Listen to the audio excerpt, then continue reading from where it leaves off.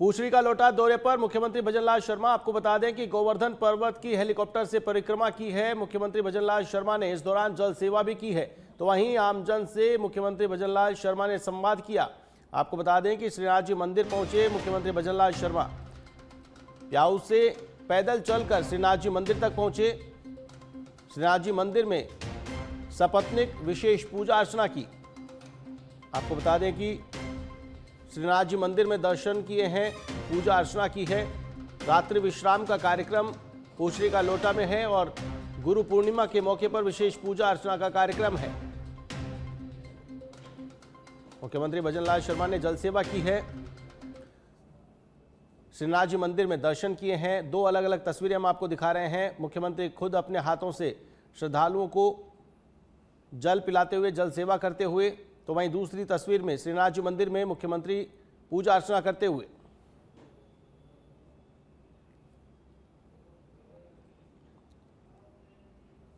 मुख्यमंत्री भजनलाल शर्मा जनसभा समाप्त होने के बाद विधायक जसवंत सिंह गुर्जर के निवास पर पहुंचे, जहां उन्होंने हाल ही में उनकी पत्नी के हुए निधन पर गहरी संवेदना व्यक्त की। मुख्यमंत्री ने दिवंगत आत्मा की शांति एवं शोकाकुल परिवार को सांत्वना दी।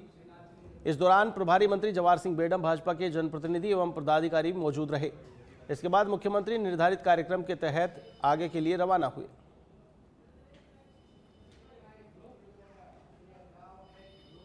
आइए आपको सीधे लिए चलते हैं पूछड़ी का लोटा, जहां पर मुख्यमंत्री भजनलाल शर्मा, सीधी तस्वीरों में आपको नजर आ रहे हैं, मुख्यमंत्री भजनलाल शर्मा संवाद कर रहे हैं, जानकारी ले रहे हैं। आपको बता दें कि रात्रि विश्राम का कार्यक्रम है। श्रीनाथ जी मंदिर में विशेष पूजा अर्चना करने के बाद पैदल ही चलकर श्रद्धालुओं के बीच पहुंचे हैं, लोगों से संवाद कर रहे हैं। सीधी तस्वीरें आप देख रहे हैं। एक्सक्लूसिव तस्वीरें आप अपनी टीवी स्क्रीन पर देख पा रहे हैं। पूछड़ी का लोटा, श्रीनाथ जी मंदिर पहुंचे मुख्यमंत्री भजनलाल शर्मा। सीधी तस्वीरें मंदिर से बाहर निकलते हुए, उनके साथ उनकी पत्नी।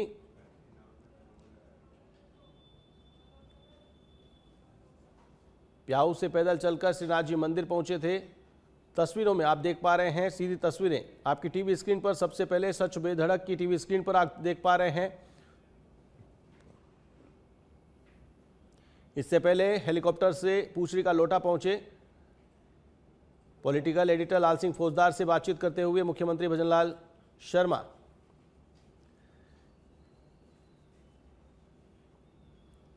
सीधी तस्वीरें आप देख पा रहे हैं अपनी टीवी स्क्रीन पर। मुख्यमंत्री भजनलाल शर्मा मंदिर से बाहर निकलते हुए पूछड़ी का लोटा में रात्रि विश्राम का कार्यक्रम है। पूछड़ी का लोटा दौरे पर मुख्यमंत्री भजनलाल शर्मा। सीधी तस्वीरें आप अपनी टीवी स्क्रीन पर देख पा रहे हैं। पूछड़ी का लोटा से श्रीनाथ जी मंदिर पहुंचकर विशेष पूजा अर्चना की और अब मंदिर से बाहर निकलते हुए सीधी तस्वीरें आपको दिखा रहे हैं। अब से कुछ देर पहले श्रीनाथ जी मंदिर में दर्शन करने के बाद विशेष पूजा अर्चना की। सपरिवार श्रीनाथ जी मंदिर पहुंचे मुख्यमंत्री भजनलाल शर्मा। पूछड़ी का लोटा इससे श्रीनाथ जी मंदिर की ये तस्वीरें हम आपको दिखा रहे हैं, जहां पर अब से कुछ देर पहले मुख्यमंत्री भजनलाल शर्मा ने विशेष पूजा अर्चना की।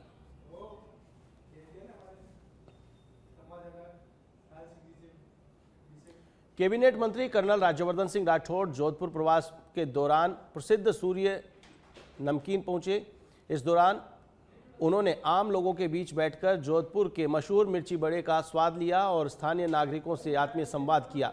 लोगों ने मंत्री राठौड़ का गर्मजोशी से स्वागत किया और क्षेत्र से जुड़े विभिन्न मुद्दों एवं विकास कार्यों को लेकर अपने सुझाव साझा किए।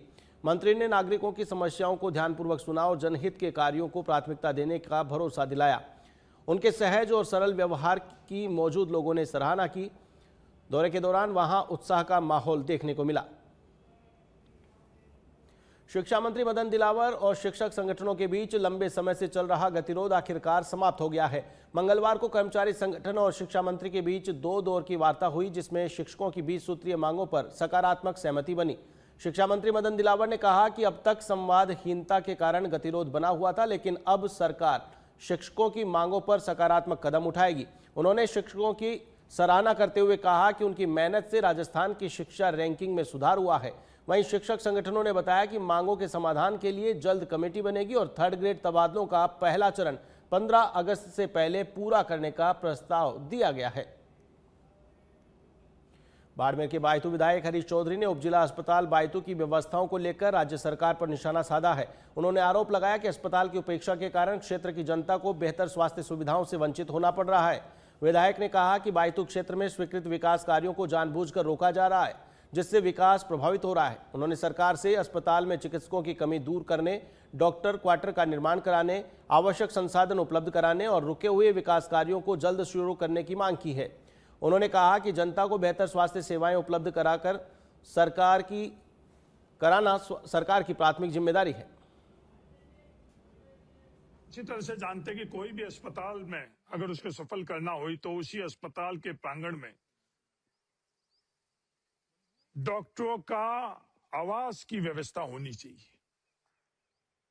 क्या इस अस्पताल का जब टेंडर लगा उस वक्त आवास का प्रावधान था, स्वीकृति थी? हाँ था। आज जिस दिन मैं आपसे बात कर रहा हूं, क्या जो 11 करोड़ सैंक्शन हुए उसमें पैसा आवास का बचा हुआ है? हाँ है। 113.28 लाख। डीजीपी राजीव कुमार शर्मा के निर्देश पर 20 जुलाई से प्रदेश भर में हार्डकोर अपराधियों, नशा तस्करों और माफियाओं के खिलाफ विशेष अभियान चलाया जा रहा है। इस अभियान के तहत प्रदेश की सभी रेंज के आईजी और जिलों के एसपी को अपराधियों पर प्रभावी कार्रवाई के निर्देश दिए गए हैं। जयपुर रेंज में आईजी राहुल प्रकाश के सुपरविजन में अभियान संचालित किया गया है, जिसकी साप्ताहिक रिपोर्ट पुलिस मुख्यालय भेजी गई है। अभियान के दौरान दिए गए टास्क, कार्रवाई और उपलब्धियों को लेकर सच बेधड़क संवाददाता राकेश दाधीच ने जयपुर रेंज आईजी राहुल प्रकाश से की खास बातचीत। डीजीपी राजीव कुमार शर्मा के निर्देश में 20 जुलाई से शुरू हुआ प्रदेश में अभियान को लेकर हमारे साथ मौजूद है Jaipur range IG Rahul Prakash. Sir, किस तरह का ये अभियान चला है, क्योंकि नशे के खिलाफ कार्रवाई के बार बार निर्देश दिए गए कि नशे का खात्मा किया जाए और हार्डकोर जो अपराधी उनकी भी गिरफ्तारी की जाए? डीजीपी सर की तरफ से राज्य स्तरीय अभियान 11 पॉइंट्स पे शुरू किया गया था 20 जुलाई से, जो कि 20 अगस्त तक चलेगा। और इसमें अपराध के सभी जो प्रमुख हेड्स हैं वो सारे के सारे कवर्ड हैं। और जयपुर रेंज में भी हम लोगों ने डीजीपी सर के मार्गदर्शन में इस अभियान को चला रखा है। इसमें हार्डकोर अपराधियों के खिलाफ जो एक हफ्ते की कार्रवाई है, 8 हार्डकोर अपराधियों को गिरफ्तार किया गया है। इसमें संगठित अपराधियों के खिलाफ कार्रवाई में 73 संगठित अपराधियों को गिरफ्तार किया गया है। जो नारकोटिक्स के खिलाफ कार्रवाई है, मादक पदार्थों के विरुद्ध, उसमें 45 अपराधियों को गिरफ्तार किया गया है एक हफ्ते के अंदर। अवैध हथियारों के अंतर्गत कुल 32 अपराधियों को गिरफ्तार किया गया है। और साइबर अपराधियों के विरुद्ध कार्रवाई में 76 साइबर अपराधियों को एक हफ्ते के अंतर्गत गिरफ्तार किया गया, जिसमें 57 मुकदमे भी दर्ज हुए हैं। और अवैध खनन में कुल 53 मुकदमे दर्ज करके उसमें भी अपराधियों के खिलाफ कार्रवाई की गई है। इसके अलावा जो हेड्स हैं वो नाकेबंदी का है, एमवी एक्ट के अंतर्गत कार्रवाई का है, सोशल मीडिया मॉनिटरिंग का है, महिलाओं की सुरक्षा का है और सीएलजी बैठकों का है। इसके ऊपर भी लगातार कार्रवाई चल रही है। और इसके द्वारा जो है पूरे रेंज में ये मैसेज अपराधियों के बीच में गया है कि अपराधियों को या तो सलाखों के पीछे रहना पड़ेगा या अपराध छोड़ना पड़ेगा। एक साइबर अपराध सबसे बड़ी चुनौती है। आपकी रेंज में अलवर जिला है जिसमें काफ़ी लोग सक्रिय है, उनके खिलाफ कार्रवाई के लिए क्या मानस है? अलवर ज़िले में भी 20 से ज़्यादा मुकदमे दर्ज करके अपराधियों को गिरफ्तार किया। और खैरथल जो हमारा दूसरा एक इम्पॉर्टेंट ज़िला है इसमें, किशनगढ़वास, जहाँ पे कि मुख्य तौर पे हॉट स्पॉट है, वहाँ भी लगभग 20 मुकदमे दर्ज हुए हैं। तो दोनों ही ज़िलों में जो कि हमारे साइबर क्राइम के लिए इम्पॉर्टेंट है, उसमें पुलिस टीम बहुत अच्छा काम कर रही है। एक युवाओं को नशे से दूर करने के लिए आपकी तरफ से कोई मैसेज? युवाओं को नशे में शामिल होने पर जो उनका खुद का जो भविष्य है वो तो खतरे में पड़ता ही है, बल्कि समाप्त हो जाता है। साथ ही साथ पूरे जो परिवार की स्थिति है वो बहुत ही दयनीय हो जाती है। तो युवाओं को ये देखना पड़ेगा कि बहकावे में आकर के मादक पदार्थों के विरुद्ध, मादक पदार्थों की तरफ आकर्षित नहीं हो और उसके विरुद्ध लगातार न स्वयं जागरूक हों बल्कि अपने साथियों को भी जागरूक करें। तो ये थे हमारे साथ आईजी राहुल प्रकाश, जो बता रहे थे कि नशे के खिलाफ ताबड़तोड़ अभियान पुलिस मुख्यालय के निर्देश पे जारी है। लगातार जो तमाम जिले हैं, दौसा, सीकर, झुंझुनू और कोटपुतली, बैरोड, वहां पर भी लगातार नशे के खिलाफ कार्रवाई की जा रही है। और आने वाले वक्त में जो नशा सप्लायर है, जो बड़े नशा सप्लायर जो राज्य के बाहर है, उनको भी जल्द से जल्द काबू करने का काम किया जाएगा। क्योंकि छोटे स्तर पर जो नशा सप्लायर कर रहे हैं, उनके खिलाफ भी ताबड़तोड़ कार्रवाई की जा रही है और हार्डकोर बदमाश है उनको भी चिन्हित करके सलाखों के पीछे भेजने का काम रेंज पुलिस के द्वारा किया जा रहा है। कैमरा पर्सन दिनेश के साथ राकेश दादी, सच पे धड़क, जयपुर। बड़ी खबर सवाई माधोपुर से। सूरवाल डैम में एक युवक डूबा है। हादसे के बाद गांव में कोहराम मचा है। मौके पर ग्रामीणों की भीड़ जुटी है। घटना के बाद सिविल डिफेंस की टीम सूरवाल डैम पहुंची। सूरवाल थाना पुलिस भी मौके पर पहुंची है। हादसे का शिकार फैजान ग्राम करमोदा का रहने वाला बताया जा रहा है।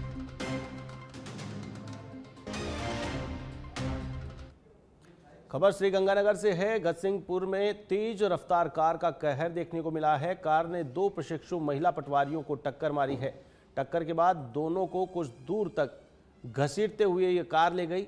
घायल दोनों महिलाओं को अस्पताल में भर्ती कराया गया। पदमपुर रोड की घटना सीसीटीवी में कैद हो गई। तस्वीरों में आप देख सकते हैं किस प्रकार से टक्कर मारने के बाद घसीटते हुए ये कार ले जाते हुए।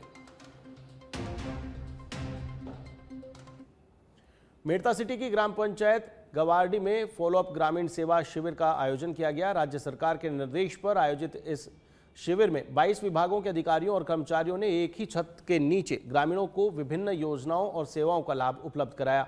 शिविर में 2 पात्र लाभार्थियों को भूमि पट्टे और 2 ग्रामीणों को मनरेगा जॉब कार्ड वितरित किए गए। वहीं करीब 200 ग्रामीणों को जनकल्याणकारी योजनाओं की जानकारी दी गई। शिविर की बड़ी उपलब्धि 25 वर्षों से लंबित 2 भाइयों के भूमि बंटवारे विवाद का आपसी सहमति से समाधान कराना रहा। अधिकारियों ने लंबित प्रकरणों का भी मौके पर ही निस्तारण किया। आज ग्रामीण सेवा शिविर के अंदर 22 विभागों के मौके पर मौजूद है। राजस्व ग्राम के बंटवारनामा और खातेदारी के काम हुए और ग्राम पंचायत राज के अंदर 5 पट्टे बने, 2 जॉब कार्ड नए जारी किए और अन्य विभागों के अलग अलग नए काम हुए।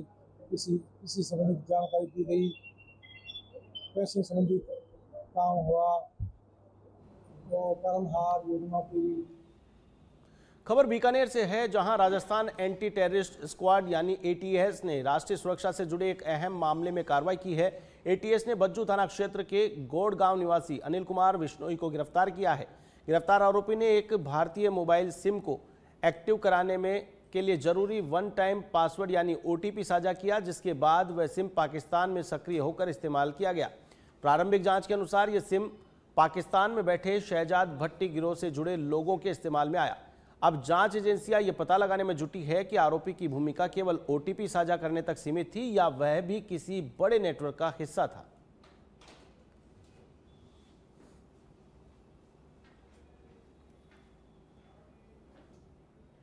दौसा स्थित बीएसएनएल कार्यालय में बम होने की सूचना मिलते ही पुलिस, फायर ब्रिगेड, चिकित्सा विभाग, नगर परिषद और सिविल डिफेंस समेत कई विभागों की टीमें मौके पर पहुंची, जिससे कुछ देर के लिए अफरा तफरी का माहौल देखा गया। तो वहीं अधिकारियों की मौजूदगी में पूरे परिसर की गहन तलाशी ली गई।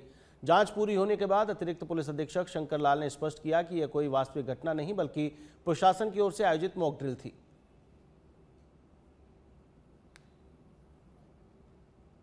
आंतरिक सुरक्षा को देखते हुए एक मॉक ड्रिल की गई थी, जिसमें बीएसएनएल ऑफिस में बम की सूचना पे त्वरित एक्शन के लिए विभागों की जो ट्रांसपोर्ट टाइम और रेस्पॉन्स टाइम को देखने के लिए समय समय पर चेक किया जाता है। उसी कड़ी में ये जो मॉक ड्रिल किया गया, इसमें प्रशासन, पुलिस, मेडिकल और फायर ब्रिगेड और अन्य जो भी संबंधित है तुरंत मौके पर पहुंची और ऐसी कभी भी वास्तव में कोई सूचना है तो तुरंत इसको हैंडल किया जा सकता है। आंतरिक सुरक्षा को देखते हुए एक मॉक ड्रिल की गई थी, जिसमें बीएसएनएल ऑफिस में।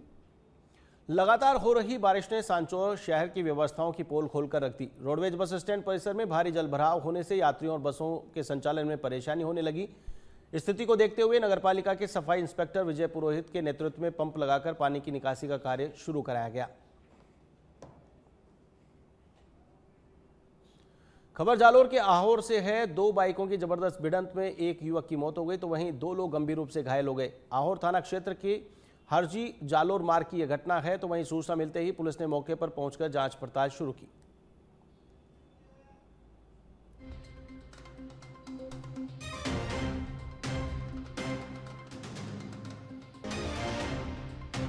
डीडवाना में जिला अभाव अभियोग एवं सतर्कता समिति की बैठक आयोजित हुई। जिला कलेक्ट्रेट सभागार में इस बैठक का आयोजन किया गया। बैठक में एडीएम रतन कुमार ने अध्यक्षता की तो वहीं बैठक में सभी जिला स्तरीय अधिकारी मौजूद रहे। जन समस्याओं और सतर्कता समिति से जुड़े मामलों पर समीक्षा की गई। लंबित प्रकरणों का त्वरित निस्तारण करने के निर्देश दिए गए।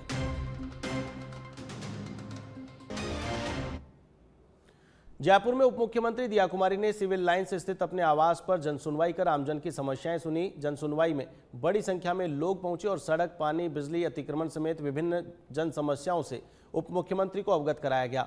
उप मुख्यमंत्री ने जनसुनवाई में आए लोगों से मुलाकात कर उनकी समस्याओं को गंभीरता और ध्यानपूर्वक सुना और मौके पर मौजूद संबंधित विभागों के अधिकारियों को समस्याओं का शीघ्र समाधान करने के निर्देश दिए। चित्तौड़गढ़ शहर के सदर थाना क्षेत्र में रंजिश के चलते एक महिला को जहर देने के बाद अस्पताल में भर्ती कराया गया था, जिसकी करीब 7 दिन बाद उपचार के दौरान मौत हो गई। मामले को लेकर युवती के परिजन एवं समाज के लोग जिला चिकित्सालय में इकट्ठे हुए और आरोपियों के खिलाफ कड़ी कार्रवाई की मांग की। पुलिस ने परिजनों की मांग पर मेडिकल बोर्ड से शव का पोस्टमार्टम कराया। पोस्टमार्टम के बाद शव परिजनों को सुपुर्द कर दिया गया। पहले से दर्ज मामले में हत्या की धाराएं भी जोड़ दी गई हैं।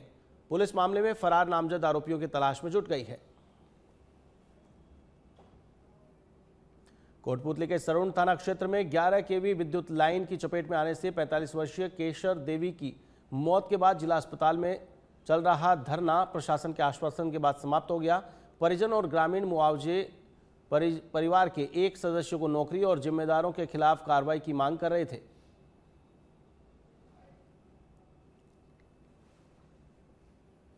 केसर देवी वहाँ अपने खेत की तरफ जा रही थी घास लेने के लिए, तो जो बिजली विभाग की तार है जो नीचे थी, तो इस कारण वो कहीं टच हो गया। तो बिजली विभाग वालों को काफ़ी बार अवगत भी करा रखी है ताकि लाइनों को ठीक करा जाए। उन्हें कोई सुनाई नहीं कर रहे वो अभी तक। काफ़ी बार बोल चुके उनको। वहाँ पे नील गाय है वो भी काफ़ी मर चुकी है उन तारों की। हमारी मांगे हैं कि यहाँ प्रशासन आए, प्रशासन से हम हमारी मांगे रखेंगे। जो भी उचित मुआवजा दिया जाए, उनके बच्चों को कोई नौकरी दी जाए, ये हमारा सरकार से अभी किससे बात हुई है, क्या उनका क्या कहना है प्रशासन? अभी यहाँ डॉक्टर साहब से बात हुई है, यहाँ कोई नहीं आया।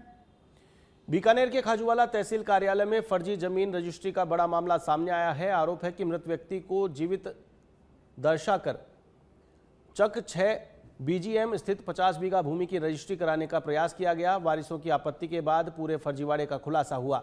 जांच में सामने आया कि फर्जी आधार कार्ड और पैन कार्ड के जरिए मृत व्यक्ति का प्रतिरूपण कर रजिस्ट्री कराने की कोशिश की गई। तहसीलदार हरीश कुमार टाक की रिपोर्ट पर खाजूवाला थाने में खरीदार वेद प्रकाश बिश्नोई, विक्रेता दानाराम भाट और दोनों गवाहों के खिलाफ धोखाधड़ी, कूट रचना व आपराधिक षड्यंत्र सहित विभिन्न धाराओं में मामला दर्ज किया गया। मामले की जांच एसआई कोहर सिंह कर रहे हैं। एक अन्नाराम पुत्र मांगीलाल और ये अर्जनवीर सुभाष बजाज द्वारा रजिस्ट्री पेश की गई थी। तो इस रजिस्ट्री की जब जांच की जा रही थी तो प्रथम दृष्टया इसमें कुछ समस्या लगी और इतने में ही जो इसके रियल वास्तविक कोई वारिसान है वो उपस्थित हुए और उन्होंने एक एप्लीकेशन दी कि ये जो रजिस्ट्री हो रही है वो गलत हो रही है। जो एक्चुअल दानाराम है वो फोत हो चुकी है और ये गलत किसी दानाराम को पेश किया जा रहा है। ऐसे ये हमारे संज्ञान में आया